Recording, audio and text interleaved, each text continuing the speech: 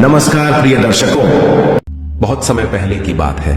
एक नगर में एक युवक रहता था जिसका परिवार फला फूला था और वह बहुत खुश भी रहता था। लेकिन कुछ वर्षों बाद ही उसके परिवार में झगड़े होने लगे, जिस कारण वह बहुत परेशान रहने लगा था। रोज के झगड़े देख देख कर वह बहुत चिंतित हो चुका था। वह तो घर में सुख और शांति चाहता था, पर ऐसा हो नहीं रहा था, जिसके कारण उसे क्रोध आने लगा था और वह क्रोध में कभी कभी अपना आपा भी खो बैठता था। देखते ही देखते उसके घर की यह समस्या लगातार बढ़ती ही जा रही थी। घर के सभी सदस्य आपस में लड़ते रहते, किसी की भी किसी से नहीं बनती थी। वह हर किसी को समझाने का प्रयास करता, लेकिन कोई भी उसकी एक ना सुनता। एक दिन वह युवक इन्हीं सब पर विचार करता। तभी उसके मन में ख्याल आया, मैंने तो सोचा था कि घर में सब लोग एक साथ रहेंगे, घर में सुख शांति रहेगी, हम लोग हंसते खेलते अपना जीवन यूं ही बिता देंगे।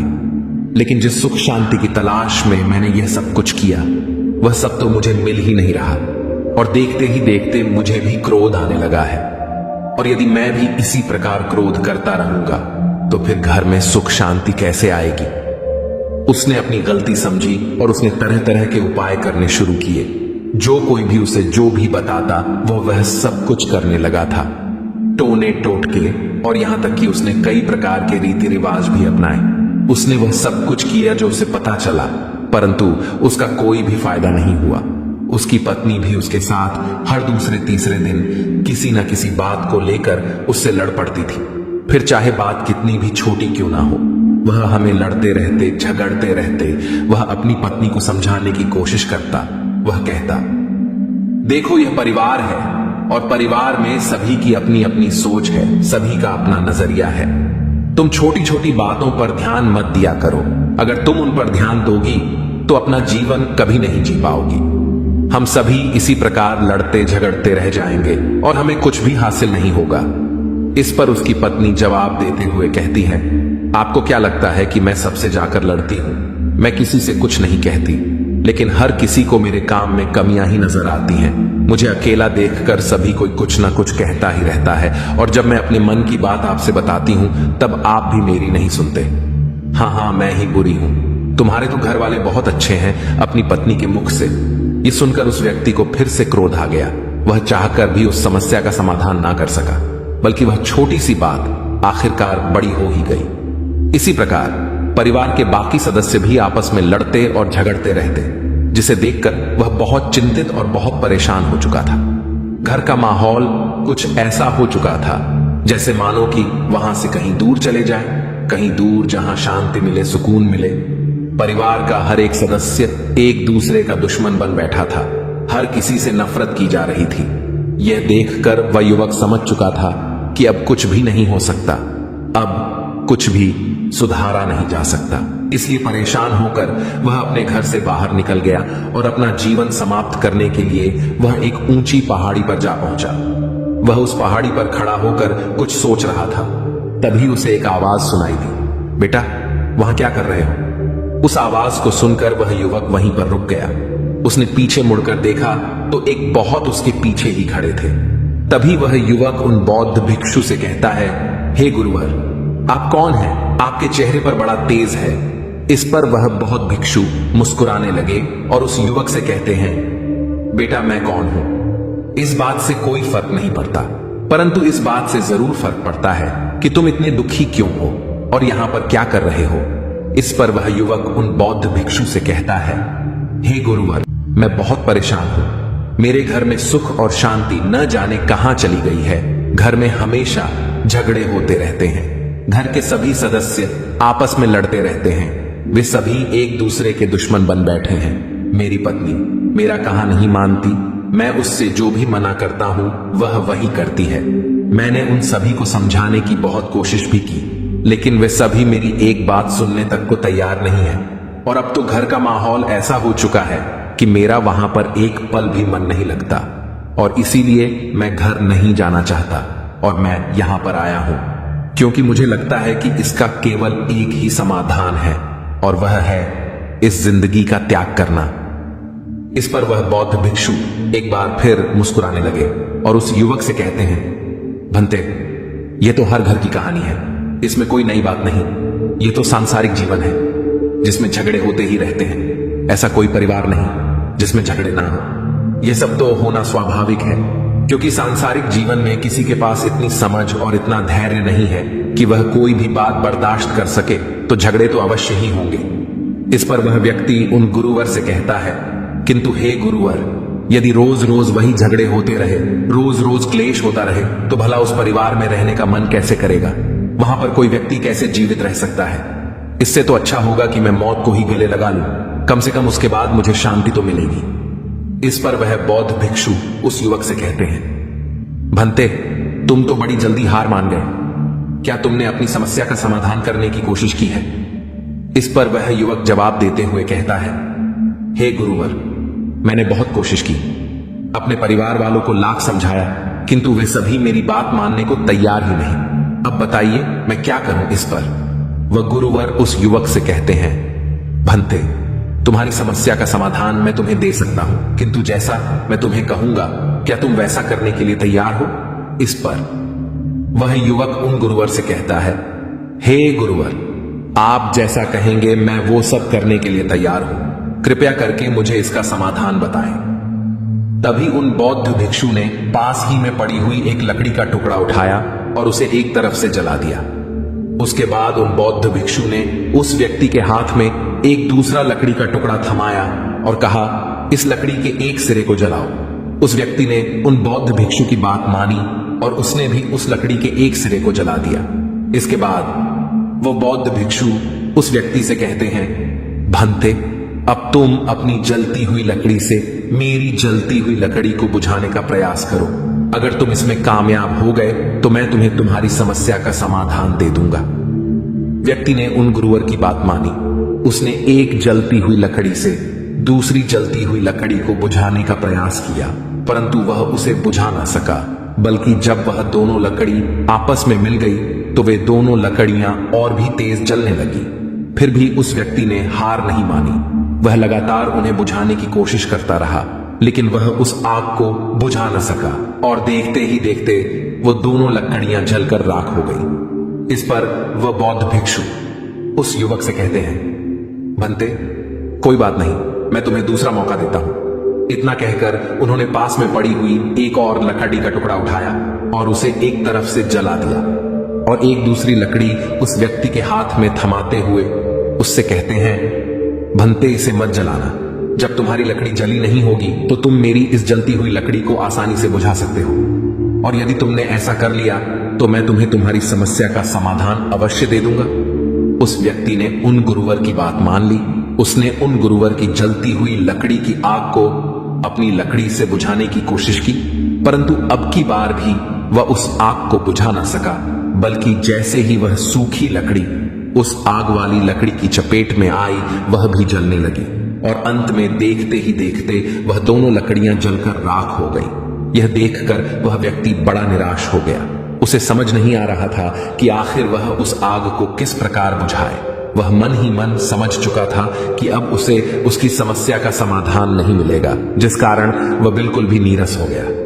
आंखों में आंसू लिए वह उस लकड़ी को देखता ही रह गया। इस पर वह बौद्ध भिक्षु मुस्कुराने लगे और उस युवक से कहते हैं, भंते, निराश मत हो, मैं तुम्हें तीसरा मौका देता हूं। इतना कहकर उन गुरुवर ने एक और लकड़ी का टुकड़ा उठाया और उसे एक तरफ से जला दिया। गुरु के हाथों में जो लकड़ी थी वह जल रही थी। इस पर उन गुरुवर ने उस युवक से कहा, भंते, अब तुम मेरी इस जलती हुई लकड़ी की आंख बुझाने की कोशिश करो। अब की बार यदि तुमने इस आग को बुझा दिया तो मैं तुम्हें तुम्हारी समस्या का समाधान दे दूंगा। और इस बार मैं तुमसे यह नहीं कहने वाला कि तुम इसे केवल एक लकड़ी के माध्यम से ही बुझाओ। इस बार यह तुम्हारे हाथों में, तुम जैसे भी चाहो इस लकड़ी की आग को बुझा सकते हो। यह सुनकर वह युवक बहुत खुश हुआ। वह भागा गया और पास ही के तालाब से कुछ पानी भरकर लाया और उसने उस पानी को उस लकड़ी पर गिरा दिया। देखते ही देखते लकड़ी की आग पूरी तरह से बुझ गई। यह देखकर उन गुरुवर ने वो लकड़ी हाथों में ली और फिर उसे जमीन पर रख दिया और चुपचाप बिना कुछ कहे वहां से जाने लगे। इस पर वह युवक समझ नहीं पाया कि आखिर क्या हुआ। तभी वह उन गुरुवर को आवाज देते हुए कहता है, हे गुरुवर, आप कहां जा रहे हैं? आपने तो मुझे मेरी समस्या का समाधान दिया ही नहीं। इस पर वो बौद्ध भिक्षु उस व्यक्ति से कहते हैं, भंते, मैंने तुम्हें तुम्हारी समस्या का समाधान दे दिया है, क्या अभी तक तुम्हें वह नहीं मिला? इस पर वह युवक कहता है, हे गुरुवर, आप मेरा मजाक क्यों उड़ा रहे हैं? अभी तक तो आपने मुझसे कुछ भी नहीं कहा, तो फिर आपने मुझे मेरी समस्या का समाधान कब बता दिया? इस पर वह बौद्ध भिक्षु उस युवक से कहते हैं, भंते, ध्यान से सुनो और समझने का प्रयास करो। जब मैंने पहली लकड़ी को जलाया और तुमने उसे दूसरी जलती हुई लकड़ी से बुझाने की कोशिश की थी, तो दोनों लकड़ियां और अधिक तेजी से जलने लगी थी और बहुत ही जल्द वह जलकर राख भी हो गई। ठीक इसी प्रकार से यदि हम घर के झगड़ों को सुलझाने की कोशिश नहीं कर रहे हैं, तो इसका मतलब यह हुआ कि आग दोनों ही तरफ से जल रही है, और जब तक यह आग दोनों तरफ से जलती रहेगी, तब तक वह झगड़ा कभी समाप्त नहीं होने वाला, बल्कि वह और भी तेजी से बढ़ता ही चला जाएगा। और यह तब तक बढ़ता रहेगा जब तक कि झगड़ा करने वाले ही समाप्त ना हो जाए। आगे वो गुरुवर उस युवक से कहते हैं, भंते, दूसरी बार जब मेरी लकड़ी जल रही थी और तुमने अपनी लकड़ी से उसे बुझाने की कोशिश की थी, तब थोड़ी देर बाद ही तुम्हारी लकड़ी भी जलने लगी थी। हाँ, यह बात और है कि उसे जलने में थोड़ा अधिक समय लगा, किंतु कुछ देर बाद वे दोनों भी जलकर पूरी तरह से राख हो गए। ठीक इसी प्रकार जब घर में झगड़े हो रहे हो और कोई दूसरा व्यक्ति शांत बैठा हो, लेकिन उसके मन में ईंधन भरा हो, अर्थात कि उसे उस सामने वाले व्यक्ति की बातें बुरी लग रही हो और वह जबरदस्ती अपने आप पर नियंत्रण साध के बैठा हो, तब ऐसा व्यक्ति जब किसी दूसरे झगड़े करने वाले व्यक्ति के संपर्क में आता है, तो वह भी जलने लगता है और दोनों ही मिलकर राख हो जाते हैं। आगे वह बौद्ध भिक्षु उस युवक से कहते हैं, भंते, तीसरी बार जब मेरी लकड़ी जल रही थी और तुमने उसे बुझाने के लिए पानी का इस्तेमाल किया, जो उसके बिल्कुल विपरीत है, उस जलती हुई लकड़ी के पानी के प्रभाव में आने से ही उस लकड़ी की आग शांत हो गई और वह बुझ गई। परंतु क्या तुमने उस पर ध्यान दिया? अब वह पहले जैसी नहीं रही, उसका कुछ हिस्सा अब जल चुका है, परंतु अब भी वह पूरी तरह जलने से बच चुकी है। ठीक इसी प्रकार जब घर में झगड़े हो रहे हो, तो उस घर में किसी एक को पानी की तरह होना चाहिए, बिल्कुल शांत और शीतल। जब पानी भी आंख के प्रभाव में आता है, तो उसे भी तकलीफ होती है, उसे भी कष्ट होता है, तभी तो वह भाप बनकर उड़ने लगता है, परंतु फिर भी वह आग को बुझा ही देता है। और वह लकड़ी जिसमें आग लगी हुई है, वह कुछ समय के लिए गर्म रहती है, परंतु धीरे धीरे वह भी ठंडी हो जाती है। और हमारे झगड़ों की असली वजह भी यही है कि हम एक दूसरे को समझे बिना केवल अपने आप को सही मानकर दूसरे का व्यवहार वैसा रखने की कोशिश करते हैं जैसा कि हम चाहते हैं। हम दूसरों पर नियंत्रण साधना चाहते हैं, लेकिन क्यों? हम ऐसा क्यों चाहते हैं कि कोई भी हमारे वश में हो, वह केवल हमारा? कहना माने ऐसा क्यों? जबकि हम में से अधिकांश लोग जलती हुई लकड़ी की तरह है, तो कुछ लोग उस सूखी हुई लकड़ी की तरह है। हर कोई अपने अंदर ईंधन भरे हुए घूम रहा है, और जैसे ही उन्हें एक चिंगारी मिलती है कि वह जल उठते हैं, झगड़ा हो जाता है, परिवार में अनबन हो जाती है, और फिर उस झगड़े को सुलझाने वाला वहां पर कोई नहीं होता, उस आग को वहां पर बुझाने वाला कोई नहीं होता, क्योंकि हर किसी की नजर में वही सही है। इस पर वह युवक उन गुरुवर से कहता है, हे गुरुवर, आप सत्य कहते हैं, परंतु कृपया करके मुझे यह बताइए कि पानी की तरह कैसे बना जाए।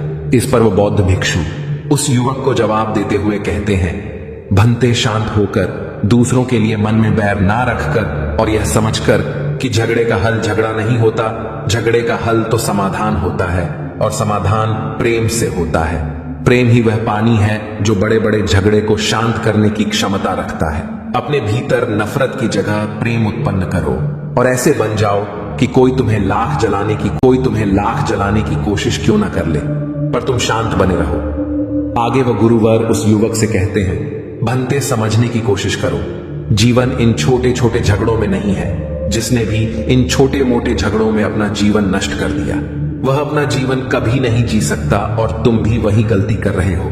इसलिए घर वापस जाओ, पानी की तरह शांत होकर अपने घर वालों को समझाने की कोशिश करो, उन्हें अपने पास बुलाओ, क्योंकि सभी ईंधन लिए घूम रहे हैं, इसलिए उनमें फिर से झगड़ा होने की संभावना है। परंतु अगर तुम शांत रहोगे तो तुम उन पर नियंत्रण भी साध सकोगे, अर्थात तुम उन्हें अलग अलग समझा सकते हो और समस्या की जड़ तक पहुंच सकते हो।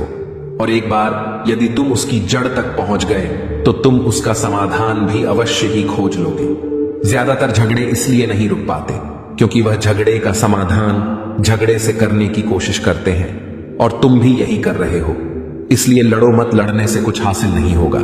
शांति रखो, समाधान अवश्य नजर आएगा। इतना कहकर वह बौद्ध भिक्षु शांत हो गए और वह युवक उन बौद्ध भिक्षु के चरणों में जा गिरा और उनसे कहने लगा, हे गुरुवर, आपने बिल्कुल सत्य कहा।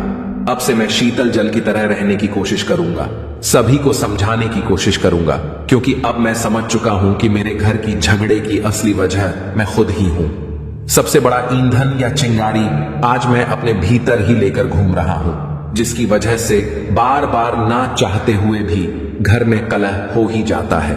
मैं चाहता तो आसानी से शांत रह सकता था, किंतु मैं दूसरों पर नियंत्रण साधना चाहता हूं, दूसरों को अपने वश में रखना चाहता हूं। मैं चाहता हूं कि लोग मेरी बात माने, मेरे परिवार का हर एक सदस्य मेरी हर एक बात का पालन करे। लेकिन अब मैं समझ चुका हूं कि यह सब मेरी वजह से ही हुआ है, किंतु अब से मैं आपसे वादा करता हूं कि मैं अपने आप को संभाल कर रखूंगा। मैं एक शीतल जल की तरह रहूंगा और अपने घर में कभी झगड़े नहीं होने दूंगा। इतना कहकर वह उन गुरु को प्रणाम करके वापस घर लौट आता है और सभी से अकेले में बात करता है और समस्या को सुलझाने का प्रयास करता है। दोस्तों, कहीं आप भी तो झगड़े को झगड़े से सुलझाने का प्रयास नहीं कर रहे? अगर हां, तो क्या उस झगड़े का समाधान निकल पाया या नहीं? दोस्तों, कर्मा के पास न कागज है न किताब है, फिर भी सारी जगत का हिसाब है। ये कहा जाता है कि जो कर्म हमने पहले किए हैं उनका फल हमें आज मिलता है, और जो आज करते हैं उसका फल हमें बाद में मिलेगा। किसी ने सच ही कहा है, दूसरों के साथ किया हुआ छल बर्बादी के सारे रास्ते खोल देता है। अगर आप किसी के साथ बुरा करते हैं तो आपके साथ भी बुरा ही होगा। आइए इसे एक कहानी के माध्यम से समझते हैं। बहुत समय पहले की बात है, एक बहुत पुराना गांव था। उस गांव का नाम रामपुर था।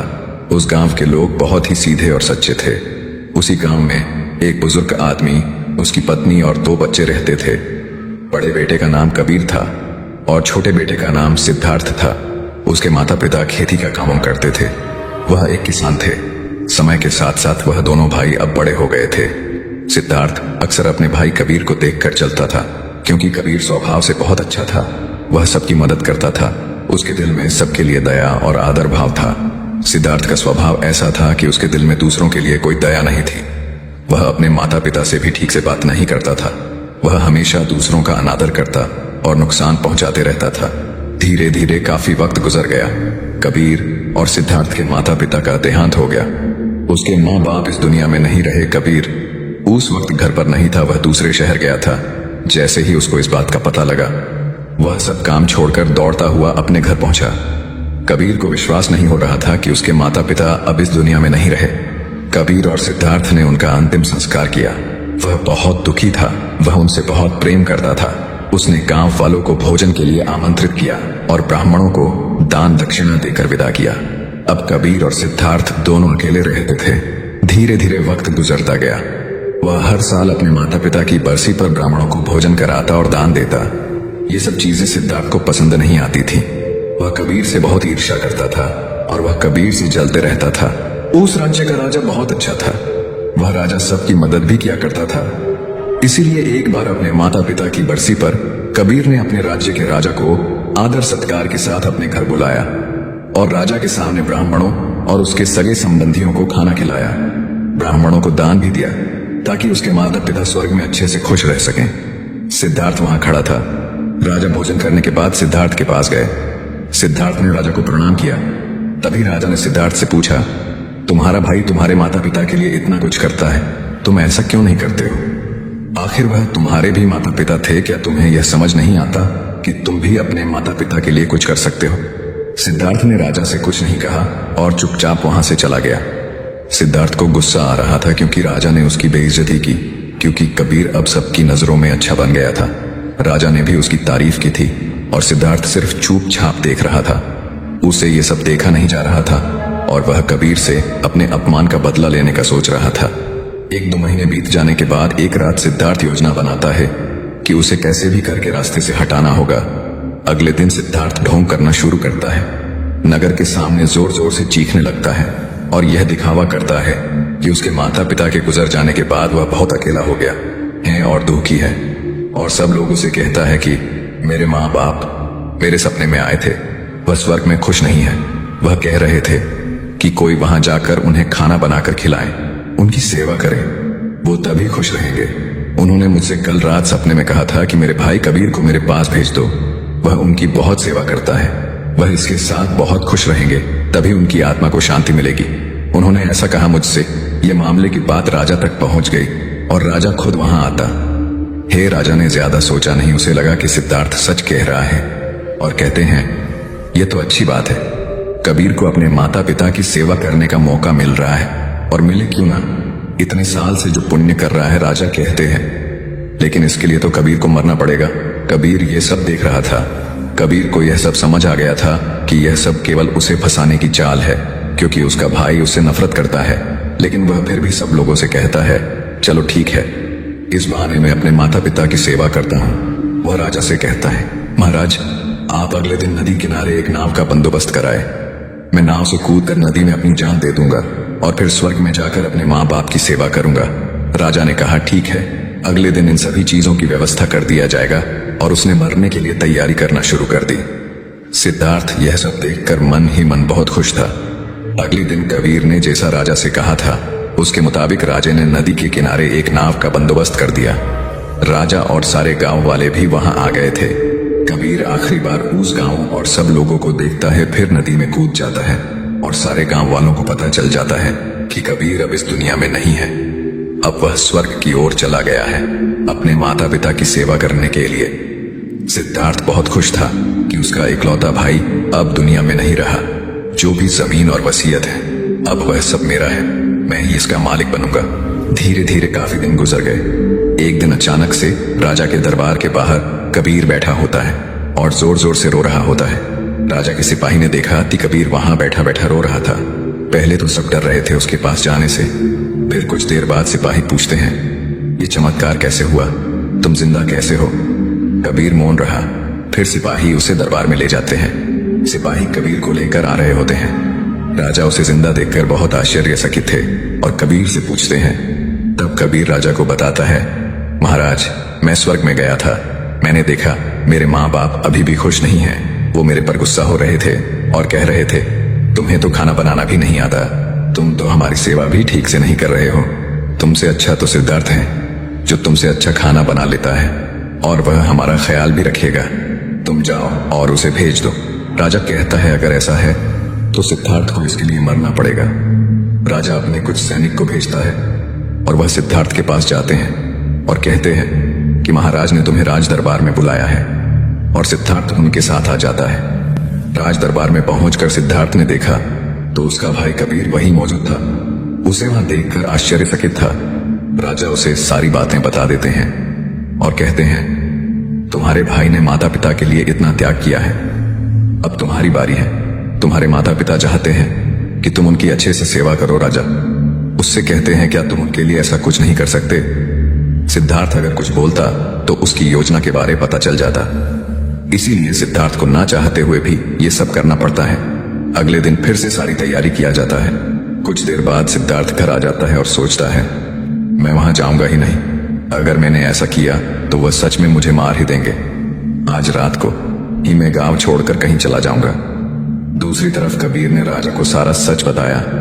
असल में वह जिंदा कैसे बचा था, उसने पहले ही मछुआरे से बात कर ली थी। जब कबीर नदी में कूदा तो थोड़ी ही देर बाद मछुआरे ने उसकी जान बचा ली थी, जिससे उसकी जान बची, और वह 1 महीने तक नगर से दूर रहा था और किसी को भी नहीं पता चला कि वह जिंदा है।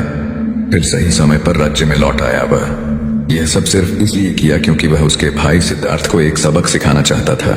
इधर सिद्धार्थ शहर नगर से दूर रहा था और किसी को भी नहीं पता चला कि वह जिंदा है। फिर सही समय पर राज्य में लौट आया। वह यह सब सिर्फ इसलिए किया क्योंकि वह उसके भाई सिद्धार्थ को एक सबक सिखाना चाहता था। इधर सिद्धार्थ शहर छोड़कर जाने की योजना बना चुका था।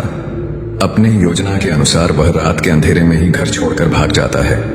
वह घर छोड़कर कुछ दूर गया ही था कि तभी राजा के कुछ सैनिकों की नजर उस पर पड़ती है और उसे रोकने का प्रयत्न करते हैं। सिद्धार्थ और सैनिकों के बीच हाथापाई और लड़ाई शुरू हो जाती है। सिद्धार्थ को सैनिकों ने पकड़ रखा था सिद्धार्थ गुस्से में आकर एक सैनिक के सिर पर एक लकड़ी से मारता है। सिर पर चोट लगने से उसकी वहीं पर मौत हो जाती है। कबीर ने जो सारी बात राजा को बताई थी वह सिद्धार्थ को माफ करने वाले ही थे, लेकिन जैसे ही राजा को यह बात मालूम पड़ती है कि सिद्धार्थ गांव से भाग रहा था और उसने एक सैनिक की हत्या कर दी है, ये सारी बातें जब राजा को पता चलती है वह अब सिद्धार्थ पर और गुस्सा हो जाते हैं और राजा क्रोध में आकर उसे मृत्युदंड का आदेश देते हैं। अगली सुबह उसे नाव से धक्का देकर मारने का आदेश जारी कर दिया जाता है। उसको उस आखिरी समय पर अपनी गलती का एहसास होता है कि जिंदगी के अंतिम वक्त में भी उसने लोगों का बुरा ही किया। वह रो रहा था, उसे भी अपने जीवन के आखिरी पलों में गलती का एहसास होता है। पर वो कहावत तो आपने सुनी होगी, अब पछताने से क्या होगा जब चिड़िया चुग गई खेत से, और पछतावे के साथ उसे अपनी जान से हाथ धोना पड़ता है। दोस्तों, कर्मों का फल ऐसा ही होता है। जैसी करनी वैसी भरनी बुरे इंसान को आखिरी वक्त तक सही और गलत का पहचान नहीं होता। जिंदगी ऐसे ही नहीं चलती। जिंदगी समझने की चीज है जिसे हर व्यक्ति को समझनी चाहिए। मनुष्य के द्वारा किए जाने वाले सभी कर्म उसके विचारों से बनते हैं। हमारी सकारात्मक या नकारात्मक सोच विचारों को जन्म देती है और वही विचार कर्म बनाते हैं। इस तरह सोच सकारात्मक होने पर ही अच्छे कर्मों का निर्माण हो सकता है। अगर हमें किसी के साथ बुरा करते हैं तो हमारे साथ भी जरूर बुरा होगा। जब आप दूसरों के लिए अच्छा करते हो तो बदले में हमारे साथ भी अच्छा होता है। यह भी हो सकता है उस वक्त हमारे साथ कुछ बुरा ना भी हो, लेकिन कभी न कभी इसका हर जाना हमें भुगतना ही पड़ता है। इसलिए हमें किसी के साथ बुरा करने का कोई अधिकार नहीं है, क्योंकि कर्मों का फल कभी न कभी मिलता जरूर है। दोस्तों, आपने आज की इस वीडियो से क्या सीखा वह मुझे आप कमेंट में बता सकते हैं। इसी के साथ में उम्मीद है कि आपको आज की वीडियो पसंद आई होगी, तो इस वीडियो को उस इंसान को शेयर करें जिससे ये कहानी सुनने की जरूरत है, और उसी के ठीक बाद चैनल को सब्सक्राइब करें। तो चलिए फिर मिलते हैं ऐसी एक और नई वीडियो में एक नए मैसेज के साथ। तब तक के लिए अपना ख्याल रखें। धन्यवाद और नमो बुद्धाय।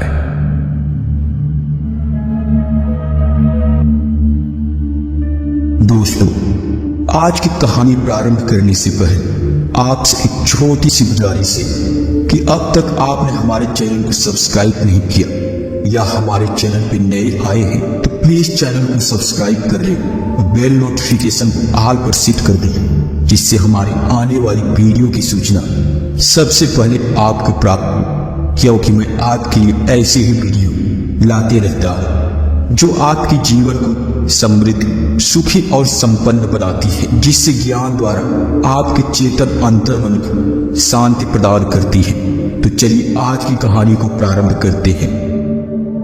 दोस्तों, एक बार की बात है, एक युवक एक गुरु के पास आया और वह उनके सामने हाथ जोड़कर उन गुरुवर से कहता है, हे गुरुवर, क्या हम ध्यान से अपने शरीर की बीमारियों को ठीक कर सकते हैं?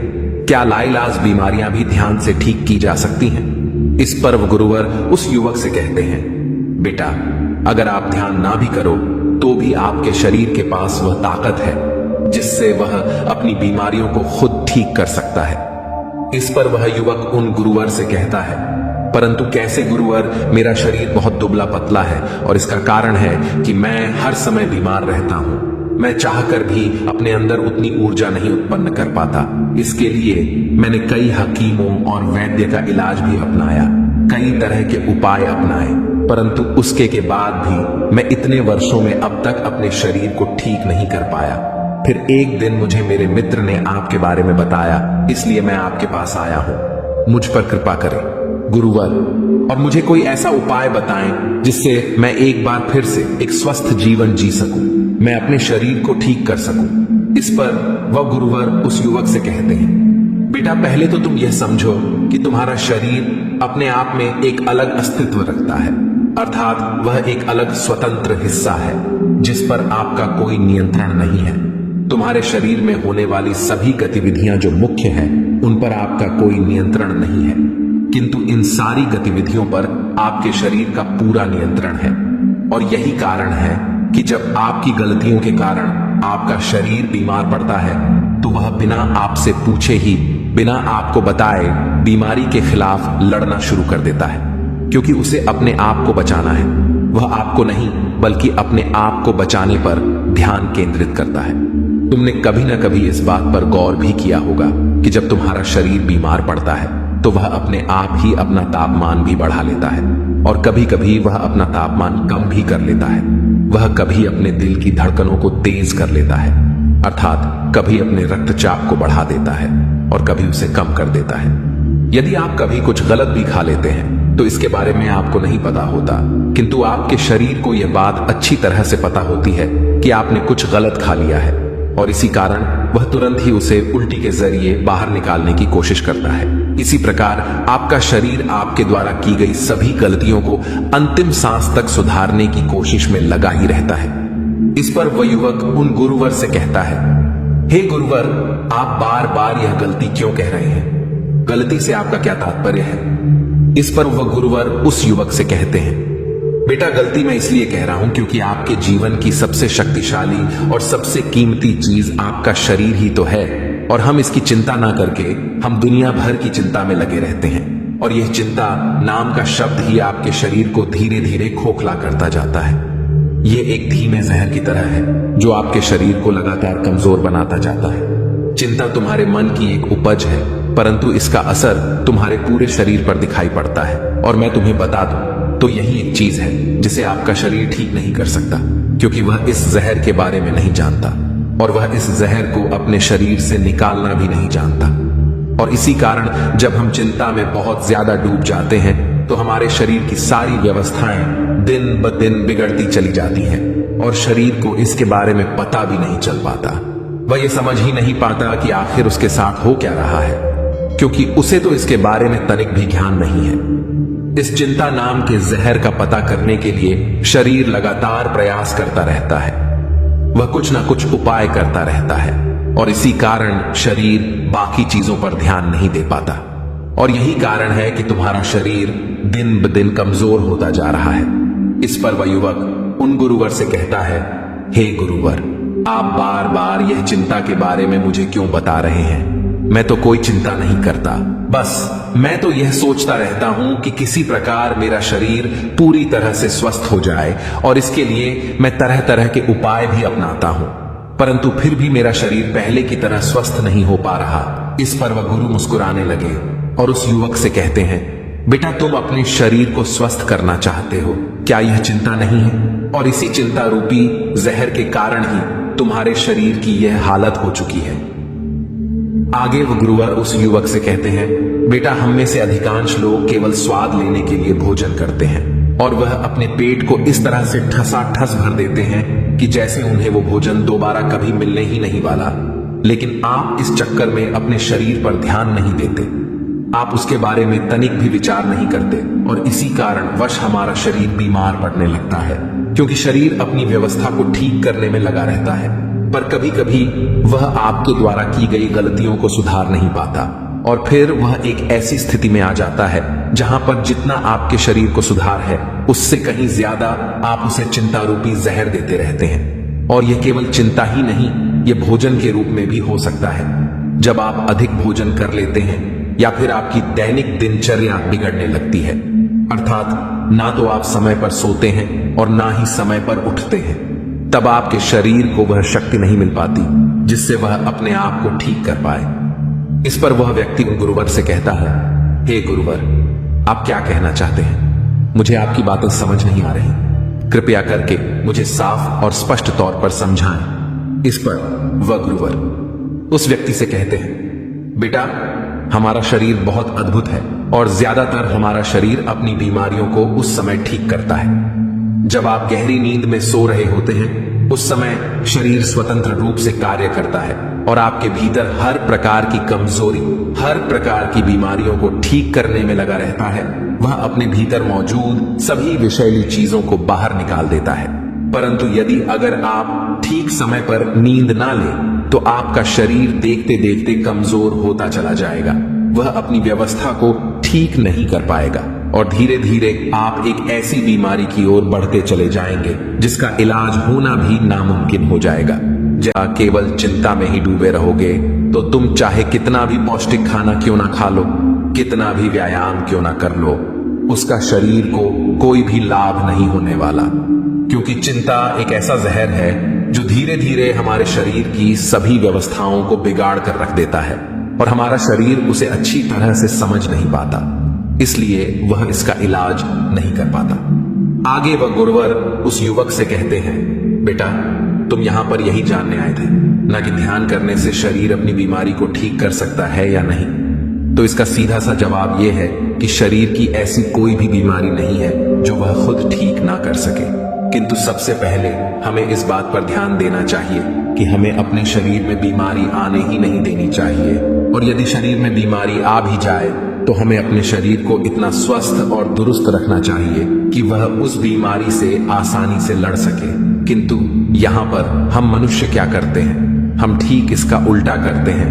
हम अपने शरीर में तरह तरह की बीमारियों को आने का आमंत्रण देते हैं। तभी वह युवक उन गुरुवर की बात काटते हुए कहता है, हे गुरुवर, आप ये कैसी बातें कर रहे हैं? भला कौन चाहेगा कि उसका शरीर बीमार हो जाए, और वह भला जानबूझकर अपने शरीर को बीमार करने के लिए आमंत्रण क्यों देगा?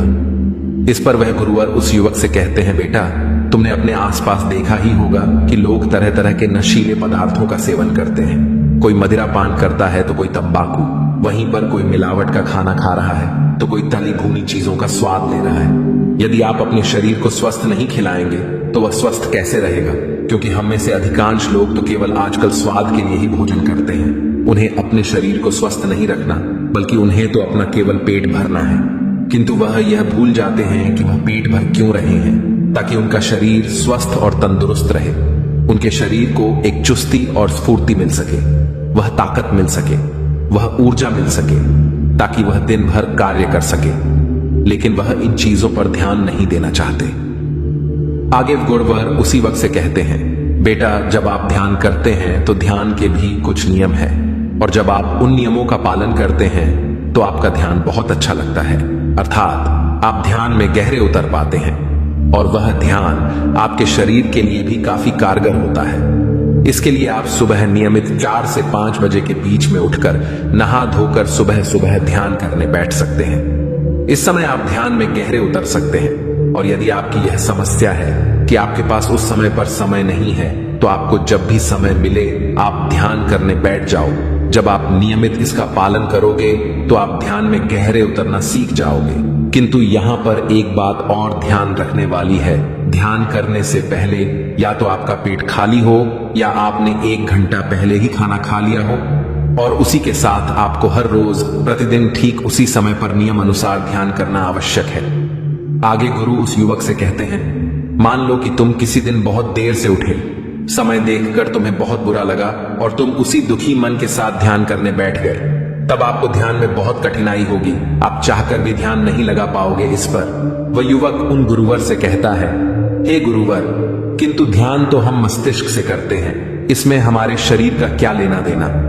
इस पर वह गुरुवर उस युवक से कहते हैं, बेटा तुमने सही कहा, ध्यान मानसिक स्तर पर ही किया जाता है, परंतु इसकी शुरुआत हमारे शरीर से होती है। सबसे पहले आपको अपने शरीर पर ध्यान देना है, शरीर के हर एक अंगों को महसूस करना है, उन पर ध्यान केंद्रित करना है, और धीरे धीरे इसे अपने चित्त पर लाना है। अर्थात जब आप ध्यान करने बैठते हैं तो सबसे पहला कार्य आपके चित्त को शांत करना ही है, और चित्त तभी शांत हो सकता है जब आप एकांत में हो जाए, क्योंकि ध्यान एकांत पैदा करता है। में चिंता नहीं होती तो शरीर की व्यवस्था भी सही बनी रहती है।